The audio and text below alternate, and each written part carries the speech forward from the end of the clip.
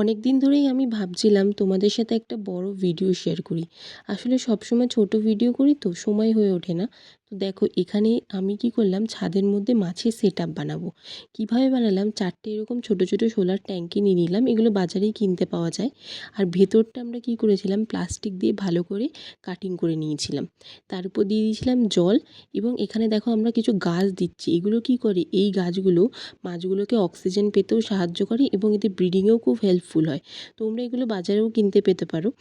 এরপর ভেতরে যে পলিথিনটা আমরা কীভাবে সেট করেছি বা কীভাবে কাটিং করেছি সেটা অন্য একটা ভিডিওতে তোমাদেরকে দেখাবো।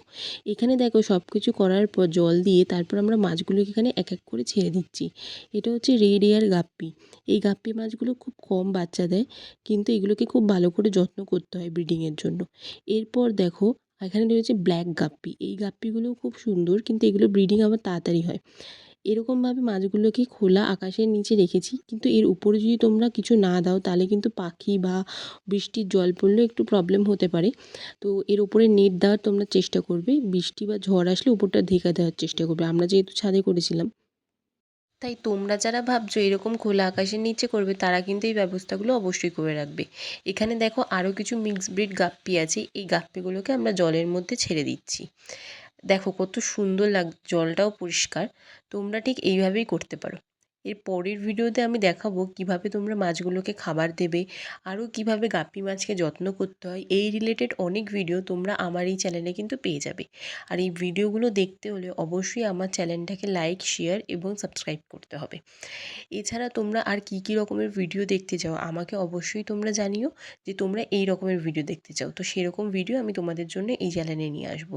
মাছ পাখি বিভিন্ন রকমেরই। দেখো এখানে কত রকমের গাপ্পি মাছ রয়েছে, আর এখানে সব গাপ্পি মাছগুলো কি সুন্দর জলের মধ্যে রয়েছে। এইভাবেই মাছের সেটআপ তোমরা বাড়িতে করে নিতে পারবে। তোমরা তোমাদের প্রয়োজন মতো 4টে যে বক্স করেছি সেই বক্সে মাছ ছাড়তে পারো। তোমরা চাইলে বক্সের পরিমাণ বাড়াতেও পারো। আমার যেহেতু 4টে দরকার ছিল তাই বাইরে ছাদের মধ্যে আমরা 4টেই করেছি, কারণ আমাদের বাড়ির ভেতরেও অনেকগুলো রয়েছে। তো এই 4টে যে মাছের যে সেটআপ করলাম সেখানে আমি অল্প পরিমাণ মাছ ছেড়েছি, তোমরা চাইলে এর থেকেও বেশি ছাড়তে পারো। এরপর যখন এই মাছগুলো ব্রিডিং হবে এবং বাচ্চা দেবে সেই ভিডিওগুলোও তোমাদের সাথে আমি এখানে শেয়ার করব।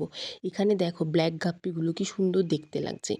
তোমাদেরকে আমি আরও একটা কথা বলে রাখি, শীতকালে এই মাছগুলো কিন্তু ব্রিডিংয়ে একটুখানি প্রবলেম হয়, যেহেতু জল খুব ঠান্ডা থাকে সেই সময়। তোমরা চাইলে হিটারও ব্যবহার করতে পারো, কিন্তু আমি খুব একটা হিটার দিই না জলের মধ্যে, কিন্তু প্রয়োজন পড়লে তোমরা দিতে পারো। তাই শীতকালে এদের একটু বেশি যত্ন করতে হয় মাছগুলোর। তো ভিডিওটা আমি এখানে স্টপ করলাম, টাটা।